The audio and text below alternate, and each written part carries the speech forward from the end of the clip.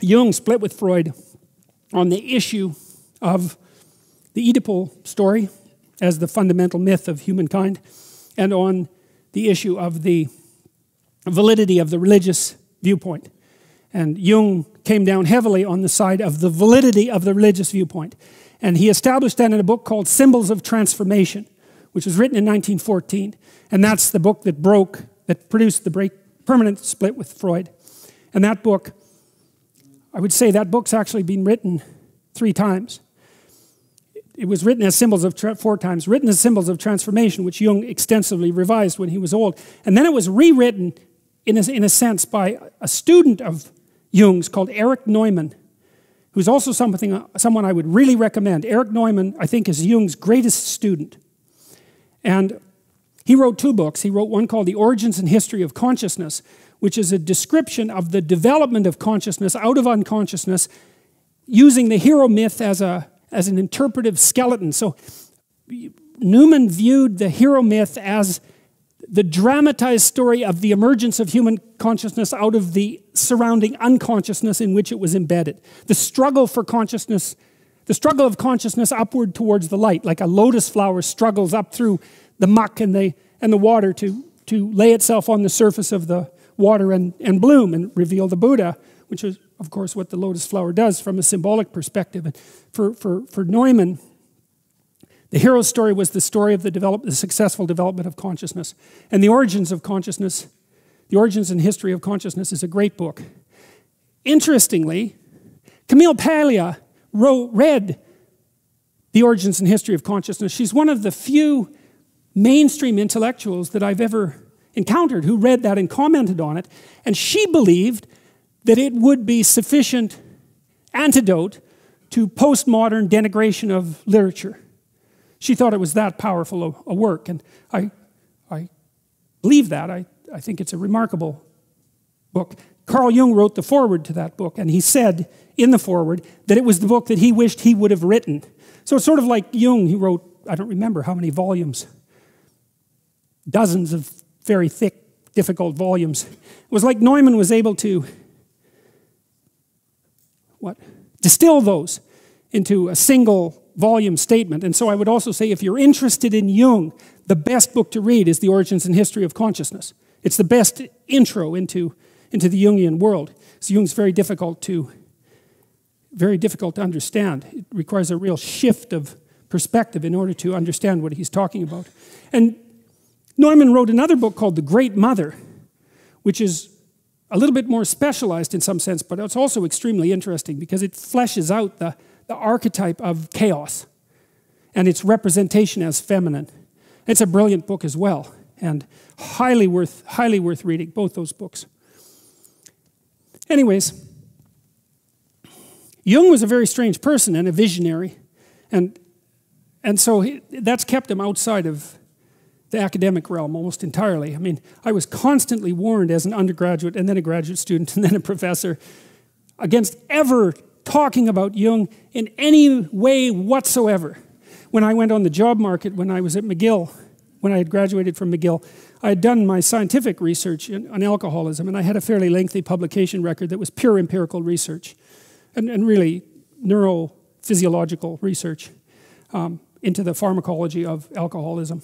And I had established a reasonably solid dossier of publications, but at the same time I was writing this book that became Maps of Meaning, and so I'd split my time in graduate student school between these two endeavors, one very specifically neurological and pharmacological and really biologically based, and the other very abstract, religious, symbolic, psychoanalytic, the complete opposite, but I could see that the two things overlapped really nicely, and there was a number of scientists at the time that were also drawing the same conclusions, the same relationship between the biology and the psychoanalysis. Jaak Panksepp, who wrote a book called Affective Neuroscience, which is a great classic, is one of those people who saw the relationship between the neurobiology of emotion and motivation and the psychoanalytic insights.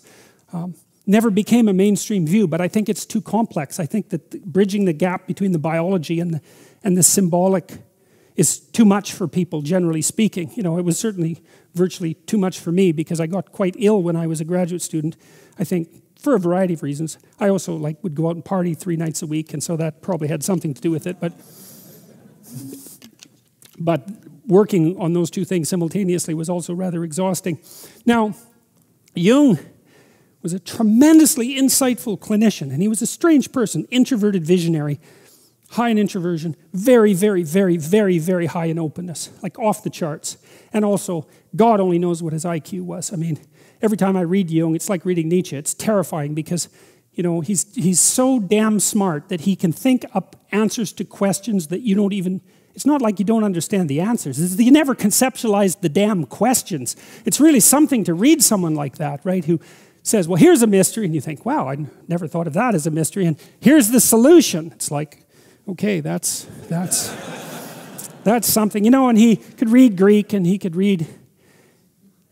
read a very large variety of ancient languages and was very familiar with the entire corpus of astrological thought and of alchemical thought and of classic literature and biblical stories, and I mean, educated in a way that no one is educated now. And so he's a very daunting person to encounter, and terrifying, absolutely terrifying. His book, Ion, which is the second volume of volume 9, which is the archetypes of the collective unconscious. That damn book is just absolutely terrifying because Jung, he's one of these visionaries who can see way underneath the social structures and look at patterns that are developing across, in Jung's case, across thousands of years, and lays them out. And so that's really something to encounter. Ion is a terrifying book. Anyways, one question might be, well, because I read Jung and I think, how the hell did he know these things? How could he figure these things out? I can't understand how he could possibly know these things. Well, here's a partial answer. Jung was a visionary, and so what that means, as far as I can tell, and we could do a little quick survey here. How many of you think in words? Put up your hands. Do you think in words? Okay, so it looks like. What about pictures? How many of you think in pictures? Okay, so that's interesting. How many of you think, that's about half and half, by the way, probably fewer on the word side. How many of you think in pictures and words? Okay. And so, all right, so it was roughly a third in each category, but that's also something that I really haven't encountered any research on from the neuropsychological perspective. It's like, well, do you think in pictures or do you think in words? And is that actually a reliable distinction? I think in words most of the time, but I can think in pictures. Like if I'm trying to build something, I can think in pictures almost instantaneously, but it isn't my natural mode of thinking. I'm hyper-verbal, and so my natural mode of thinking is to think everything through in words. But I know my wife isn't like that. She thinks in images and then has to translate them into words. And so, anyways, Jung was very literate, and he could really think in words, but he could really think in images. Also, talking to my wife quite extensively, like the intensity of her visualization vastly exceeds mine. So for example, if I close my eyes and I try to imagine the crowd in front of me, it's pretty low resolution and vague and not brilliantly colored and vivid. You know, it's like I'm seeing through a glass darkly, let's say. I can't bring images to mind with spectacular clarity, but my wife is very good at that, and Jung seemed to be absolutely a genius at that kind of thinking. And he had a lot of visionaries in his family history as well. So I don't know to what degree there's a hereditary component of that, and I don't know to what degree that's actually like a neurological specialization. I presume it would be associated with the trait openness distinguishes itself, differentiates itself into interest in ideas and interest in aesthetics. And my suspicion is that the people who are more interested in aesthetics are the visionary types, the ones that think in images. Anyways, Jung could really think in images, and he could imagine beings. And he's a visionary thinker.